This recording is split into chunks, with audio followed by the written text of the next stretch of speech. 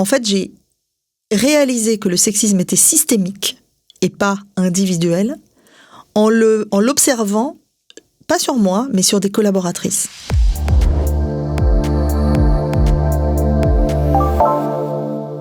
Bonjour à toutes et à tous, soyez les bienvenus dans Chronique d'experts, un podcast produit par Open Media, à retrouver bien sûr sur Forbes.fr, YouTube, ainsi que toutes les plateformes de podcast, Spotify, Apple Podcast, Deezer ou encore Amazon Music. Aujourd'hui, je reçois Lena Arikiopoulou Cordova, fondatrice de Consequally.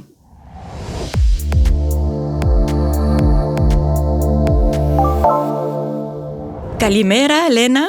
Bonjour Karine. Bonjour, bienvenue donc en grec.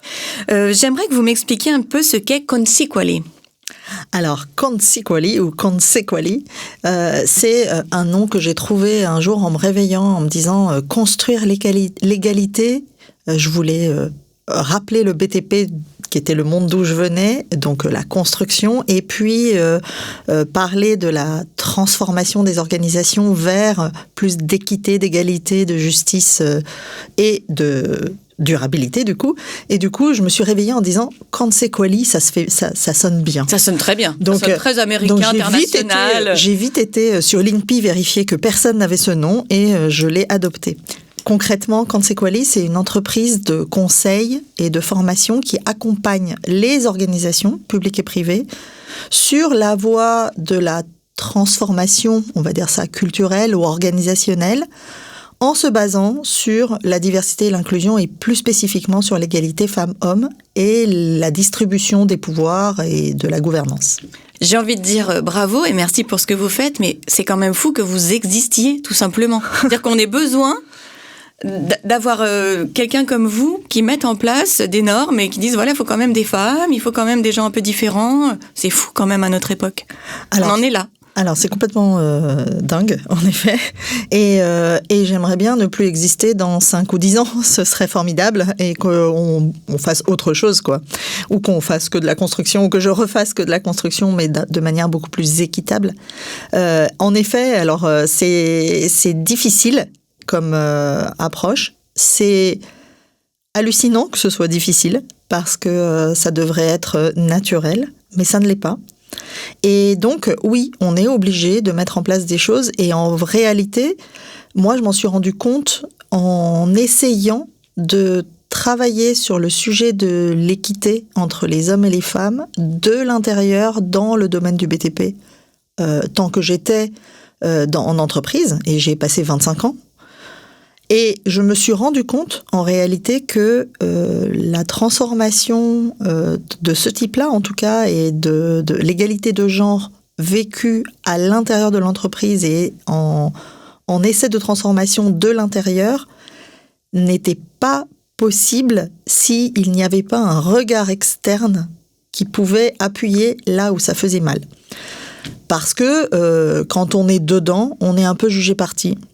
Et que même si on a toutes les bonnes intentions et toutes les bonnes méthodes, c'est difficile de se faire entendre là où il faut.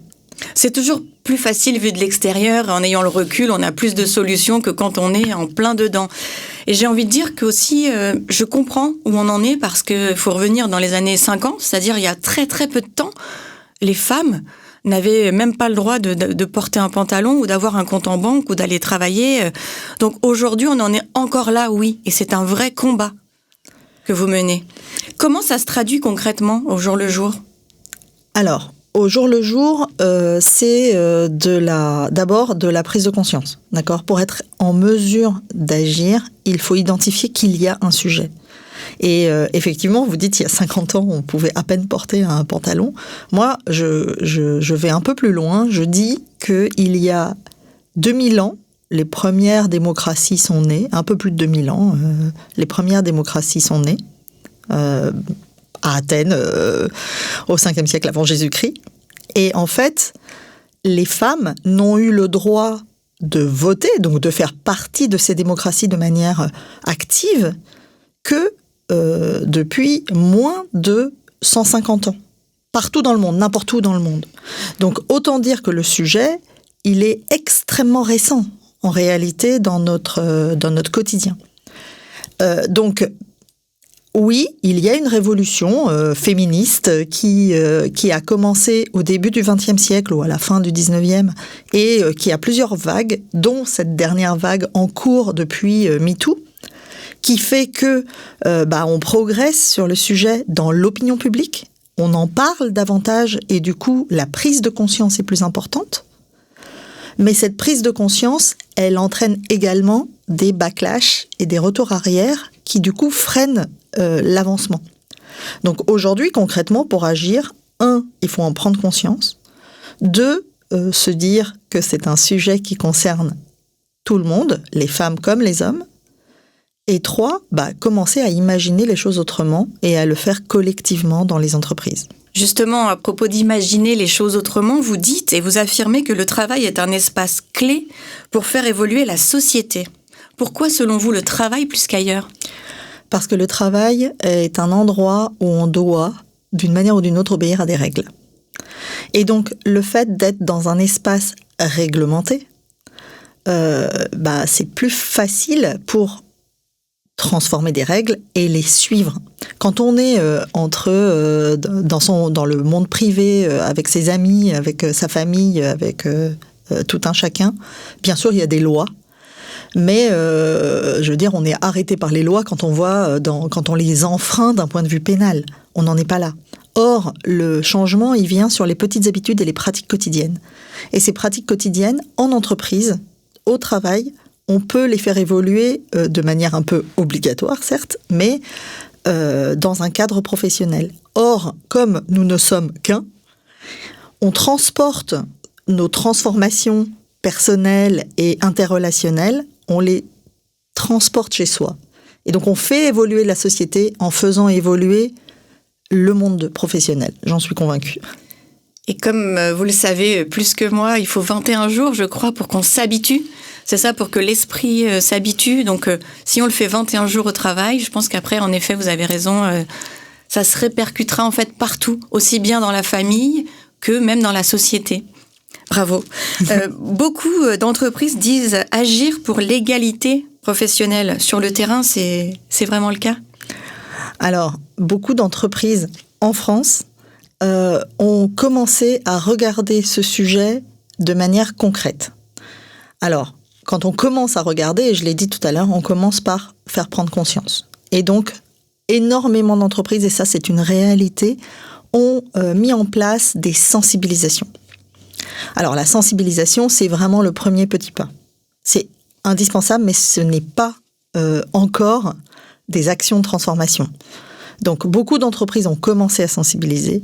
Beaucoup d'entreprises se retrouvent aussi sous l'obligation légale de faire un certain nombre de choses parce qu'en France, on a un arsenal législatif sur le sujet de l'égalité entre les femmes et les hommes, et c'est une chance.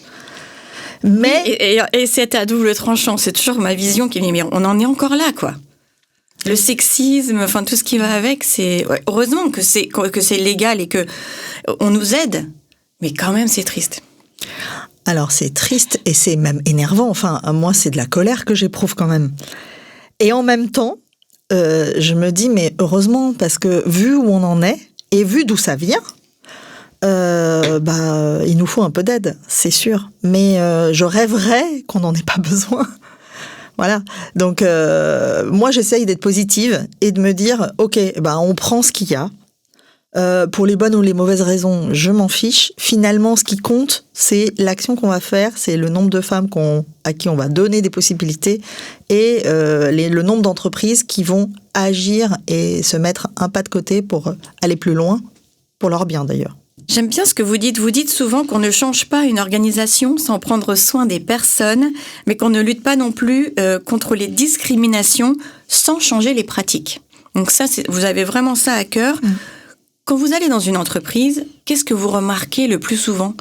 Quelles sont les habitudes qui reviennent sans cesse ou les problèmes ou à quoi vous êtes confrontés ? Alors, de manière très inconsciente, parce que ça s'est construit comme ça, le travail et l'organisation du travail, elle est pensée et faite pour des hommes libres de toute contrainte. Et quand je dis ça, vraiment, il faut y réfléchir. Donc, quand on regarde les pratiques dans l'entreprise, on se rend compte que Pour une femme qui, aujourd'hui, dans l'état où on en est, en France, en Europe, dans le monde, en tout cas en France, elle a la charge familiale 7 fois sur 10, en dehors, en plus, enfin, plus que son époux, ou plus que les hommes. Prouvé, de toute façon, la charge mentale. Statistiquement, elle est là. Eh bien, une femme à compétence égale et à capacité égale par rapport à un homme n'aura pas le même environnement, la même capacité à exercer ses talents en entreprise si on ne fait pas évoluer les pratiques d'horaire, d'organisation du travail au quotidien, même même les parties informelles. Je vous donne un exemple. Par exemple, il est plutôt bien vu de faire des after-work et de se rencontrer entre collègues pour échanger en dehors. Et c'est plutôt une bonne chose, hein. Je ne dis pas que c'est une mauvaise chose. En revanche, quand on dit after-work, ça veut dire qu'on fait ça le soir. Or, 7 femmes sur 10, le soir, elles font quoi ? Elles vont chercher leurs enfants. Et donc, elles sont exclues par construction de la structure de l'entreprise, de ces moments qui sont extrêmement importants pour sa carrière, pour discuter justement de manière informelle avec ses collègues, pour s'informer de ce qui ne se dit pas officiellement dans l'entreprise, mais qui fait qu'on arrive à voir qu'il y a des postes qui se libèrent, qu'on pourrait imaginer autre chose. Et ça, c'est un frein à la progression des femmes dans l'entreprise. Et admettons qu'elles y aillent à ces after-work, elles seront aussi jugées de l'autre côté pour ne jamais s'occuper, soi-disant, de leur enfant ou d'aller le chercher. Ah bah oui, on est forcément une mauvaise mère quand on est au travail et une mauvaise professionnelle quand on est avec ses enfants. La vie privée d'une femme, elle n'est jamais vraiment privée. Une femme, elle est jugée dans son travail parce qu'elle est femme, d'une manière ou d'une autre, même de manière inconsciente. Donc, soit elle est mère et elle n'est plus bonne professionnellement, soit elle n'est pas mère et quand même on s'interroge sur ses motivations. Mais pourquoi donc cette femme n'a pas d'enfant ? Complètement. C'est même une obsession chez les autres. Ah non, mais c'est terrible, c'est terrible. C'est comme si notre seule fonction, c'était celle-là. Mais il y a de moins en moins il y a de plus en plus, de femmes qui ne veulent pas d'enfants. Et ça répercute, on le voit, la natalité a fortement chuté. Je voudrais juste revenir sur ce que vous avez dit. J'ai entendu l'autre jour, tu ferais confiance, toi, à une femme plombier ? Tu l'appellerais ? Bah oui. Bah carrément. En fait, pourquoi pas ? En fait, où est le problème ? Parce qu'il y a parce qu'il y a certains métiers qui sont plus féminins ou masculins. Et c'est encore un souci aujourd'hui, dans un sens ou dans l'autre. Hein. Alors, oui, moi, j'appelle des plombières, puisqu'on peut les appeler des plombières, hein, parce que vous savez peut-être qu'avant Napoléon, tous les métiers étaient au féminin et au masculin. Hein. La langue française a évolué dans le mauvais sens, si on peut le dire. Et donc, aujourd'hui, il n'y a pas de raison de ne pas appeler une plombière. Donc, oui, on peut faire confiance à une plombière qui aime bien son métier, qui fait ça aussi bien qu'un homme. Aujourd'hui, en France, on n'a que un tiers des types de métiers qui sont réellement mixtes, c'est-à-dire qui sont répartis en 40-60% entre les femmes et les hommes. Or, un tiers, c'est pas beaucoup. Hein. Donc, tous les autres métiers, ça veut dire qu'ils sont soit féminins, soit masculins. Oui, je pense à sage-femme, par exemple. Exactement. On a tendance à dire, voilà, il y a des métiers, c'est dans l'autre sens aussi, il faut que ça soit régulé. Exactement. Et égal pour tout le monde. Ouais. Alors, votre parcours est très fort. Vous avez été ingénieur à 23 ans dans la construction, des grands projets d'infrastructure et un virage vers l'entrepreneuriat à impact. J'aimerais revenir juste sur ce déclic que vous avez eu à un moment donné. Qu'est-ce qui s'est passé dans votre tête ? Alors, le déclic, il ne s'est pas fait du jour au lendemain, il s'est construit sur plusieurs années. Moi, je suis devenue ingénieure parce que j'avais envie de faire des ponts. Ok, c'est vraiment très concret. Et ben voilà, moi je veux faire des ponts. Moi, je veux faire des ponts. J'imagine chez vous en train de construire plein de petits ponts en Lego. Non, j'étais plutôt dans l'idée de la technique, vraiment technique, et puis pas tellement la méthode, mais plutôt le comment on construit et pourquoi on construit. Et puis le pont, c'est un lien entre les territoires, entre les gens. Enfin, il y avait toute une symbolique. Et moi, c'est aussi l'humain qui m'intéressait sur les chantiers. N'empêche que, voilà, j'ai fait ça pour faire des ponts. Et à l'époque, je n'ai jamais imaginé qu'il pouvait y avoir un sujet d'égalité entre les femmes et les hommes dans ces métiers nulle part ailleurs, puisque pour moi, à partir du moment où on avait le droit de faire ces études-là, c'est que, voilà quoi, rien à dire. Et j'ai traversé les années, je dirais ça comme ça, entre mes études, mon début de carrière et puis même mon progrès, mon parcours professionnel dans la construction, sans me poser cette question-là et sans ressentir de discrimination réelle. J'ai vécu du sexisme comme toutes les femmes, ok ? J'ai mis ça sur le compte de une ou deux ou trois personnes individuellement misogynes ou pas assez intelligentes. Est-ce qu'on est d'accord pour dire qu'à une certaine époque, c'était la norme de toute façon ? On était habitués. Voilà. Donc, on trouvait, voilà, est-ce que c'était déplacé ou pas agréable ? Oui, mais c'était comme ça. On n'en parlait pas. Les choses dans leur contexte. En fait, on n'en parlait pas et on n'identifiait pas ça comme étant un problème. Ça l'était, mais on le vivait en se disant de toute façon c'est comme ça, point. Vous avez absolument raison. En revanche, ça a eu des effets sur nous quand même. Hein. Bien sûr. Donc, quand on s'en rend compte, à un moment donné, on se dit ok, non, mais là il y a quand même des choses qui vont pas bien. Et moi, c'est ce qui s'est passé. C'est-à-dire que, en fait, j'ai réalisé que le sexisme était systémique et pas individuel. En l'observant, pas sur moi, mais sur des collaboratrices, sur des plus jeunes que moi dans mes équipes, et en me disant, mais là, il y a un problème, en fait. Il y a un problème, et moi, ok, j'ai un caractère fort, j'ai une grande gueule, comme on dit, donc peut-être que personne s'est mis sur mon chemin, mais il n'y a pas besoin d'avoir une grande gueule en tant que femme pour pouvoir exercer son talent dans une entreprise. Donc, à partir de là, c'était à peu près... Dans mes 42 ans, j'ai 52 ans aujourd'hui, à l'époque, je me suis dit, ok, je vais creuser le sujet. Je l'ai creusé d'abord en intérieur, en l'entreprise, en me connectant avec d'autres femmes qui étaient au même niveau que moi. Et ensemble, on s'est rendu compte que le sujet était systémique. Ensemble, on a monté des réseaux féminins à l'intérieur de l'entreprise. On a commencé à imaginer des façons d'aborder le sujet, d'en parler davantage. Donc là, on est autour de 2015-2016, ok. Et puis, MeToo est arrivé assez vite. Et finalement, la société a pris aussi le dessus. Et au moment où moi, à l'intérieur de l'entreprise, en plus de mes fonctions opérationnelles, j'avais des fonctions transverses, justement sur les sujets d'égalité entre les femmes et les hommes, je me suis aperçue que de l'intérieur, on ne pouvait pas transformer les choses en étant jugé parti, c'est un peu ce que je vous disais au début.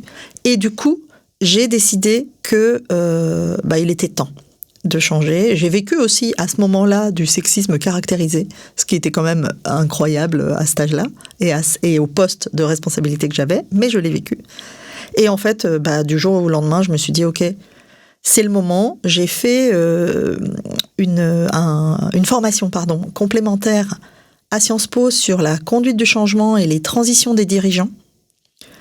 Et c'était le moment, en fait, de dire, allez, je me lance dans l'entrepreneuriat, chose que je n'avais jamais imaginée de ma vie, et notamment dans l'entrepreneuriat à impact. Et je vais aider les entreprises à modifier leur organisation, à modifier leur gouvernance pour qu'elles soient plus justes dans leur façon d'aborder leurs ressources humaines.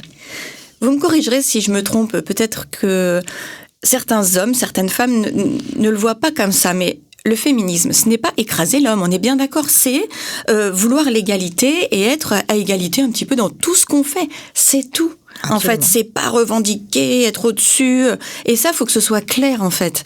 Vous vous battez tous les jours pour nous, donc merci. Qu'est-ce qui vous donne cette énergie pour continuer et pour toujours affronter tout ce qui se passe quand c'est long, quand c'est inconfortable ? Alors, d'abord, ce qui me donne cette énergie, c'est la sororité. C'est-à-dire qu'on est nombreuses à s'épauler sur ce sujet-là. Pas toutes, mais nombreuses. Et oui, vous avez raison, le féminisme, c'est un humanisme. C'est juste être d'accord sur le fait que les femmes sont des êtres humains, comme les autres. Et donc, ont les mêmes droits humains que les hommes. Et il n'y a pas de être au-dessus ou le sujet n'est pas de renverser le patriarcat pour mettre du matriarcat à la place. Hein. Exactement. Non, si on fait l'inverse, on n'a rien compris. C'est d'être juste et d'être égal et équitable. Et donc, à partir de là, qu'est-ce qui me donne cette énergie ? D'abord, je suis éprise de justice depuis toute petite. C'est-à-dire que, et moi, ce que je mets derrière la justice, c'est la liberté. La liberté de choisir la liberté de pouvoir faire ce qu'on a envie de faire dans sa vie, qui qu'on soit. Et notamment quand on est une femme, mais qui qu'on soit. D'accord ? Et en plus, on ne peut pas se positionner, alors moi, de mon point de vue aujourd'hui, je suis ce qu'on peut appeler une femme privilégiée. Je veux dire, il y a des femmes qui sont noires, qui sont racisées, qui portent un handicap, qui ont d'autres types de discrimination. Les cheveux, petits, grands, voilà. gros, enfin, il y a tout. Et qui vont vivre des discriminations encore plus importantes. Donc, on ne peut pas parler de féminisme, je pense aujourd'hui, sans parler d'intersectionnalité également. Malgré tout, moi, mon sujet, c'est vraiment les femmes, quelles qu'elles soient. Et aujourd'hui, les femmes, c'est la moitié de la population du mondial, quand même.